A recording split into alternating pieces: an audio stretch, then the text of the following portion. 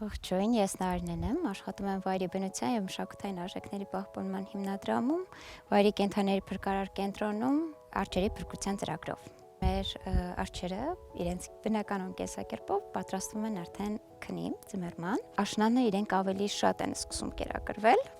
իրենց ավելի շատացնում են կերակուրը, որպեսզի բավականաչափ զանգված ճարպ հավաքեն, որպեսզի ձմռան քնի ժամանակ կարողանան գոյատևել, որովհետև ճարպը հետագայում հանդիսանում է իրենց եւ սննդի աղբյուր եւ ջրի աղբյուր։ Որքան օրվա տևողությունը կարճանում է եւ ջերմաստիճանը արդեն սկսում անկում ապրել, արդեն արջերի վարքագիծն էլ համապատասխանաբար գնալով փոփոխվում է, իրենք դառնում են ավելի պասիվ, ավելի հանգիստ։ Ազատավանդակներում